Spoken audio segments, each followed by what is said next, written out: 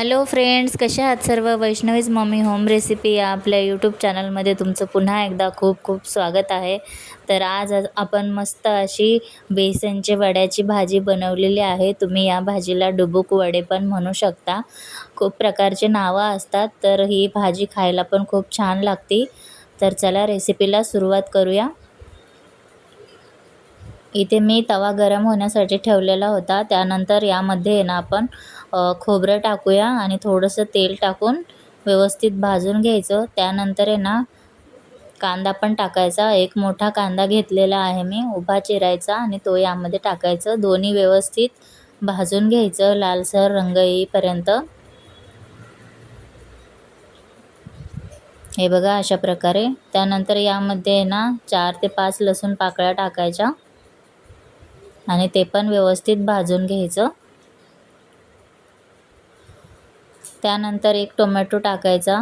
एक मध्यम आकाराचा मी टोमॅटो घेतलेला आहे, उभा असा चिरून टाकायचा. सर्व आहे ना व्यवस्थित भाजून घ्यायचं. थोडासा काळपट कलर आला पाहिजे. अजून थोडंसं तेल टाकलेलं आहे लवकर भाजेल यासाठी. व्यवस्थित सर्व भाजून घ्यायचं. थोडासा असा काळा कलर आला पाहिजे मसाल्याला. हे बघा अशा प्रकारे छानपैकी भाजून घेऊया. तुम्ही एक एक असं भाजलं तरी पण चालेल, सर्व एकत्र भाजलं तरी चालेल. आता आपण एका मिक्सरच्या भांड्यामध्ये काढून घेऊया आणि त्यामध्ये थोडीशी कोथिंबीर टाकून हे वाटण तयार करून घेऊ. हे बघा अशा प्रकारे छानपैकी मी बारीक वाटून घेतलेलं आहे. आता गॅसवर कढई ठेवू. त्यामध्ये 1 ते 1.5 चमचा तेल टाकायचं. त्यानंतर लाल तिखट आणि आपला जो मसाला असतो तुम्ही तुमच्या घरचा पण वापरू शकता, आणि हळद हे टाकायचं आणि तेलामध्ये भाजून घ्यायचं. आणि आता यामध्ये आपण आहे ना वाटलेला मसाला ॲड करायचा.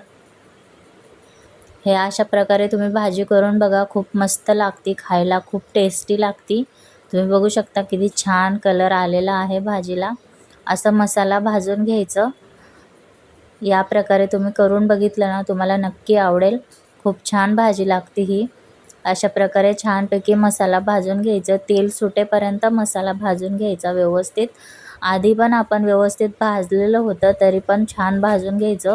जेवढं तुम्ही भाजतान तेवढं आहे ना मसाल्याला छान टेस्ट येते आणि भाजी पण एकदम रुचकर आणि छान होती.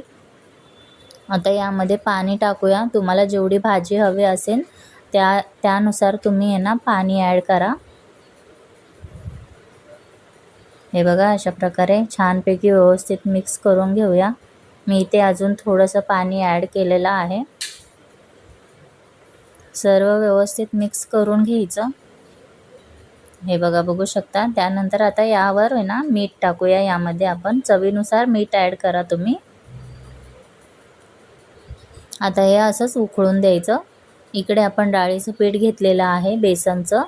त्यामध्ये थोडंसं मीठ, थोडीशी हळद आणि थोडंसं लाल तिखट टाकायचं आणि थोडंसंच कांदा मसाला टाकायचा आणि पाणी टाकून आहे ना हे सारं घट्ट असं सारण बनवून घ्यायचं. एकदम पातळ नाही करायचं. हे बघा अशा प्रकारे बनवून घ्यायचं आणि छोटे छोटे वडे आहे ना यामध्ये सोडून द्यायचे. मस्त उकळी पण आलेली आहे. असे वडे सोडून द्यायचे. तुम्ही बघू शकता व्हिडिओमध्ये जसं दाखवते त्याचप्रमाणे तुम्ही करून बघा. खूप छान लागते ही भाजी. भाजीला काही नसेल ना तर अशा प्रकारे तुम्ही भाजी करून बघा, नक्की आवडेल तुम्हाला. सर्व वडे यामध्ये आता मी टाकून घेते.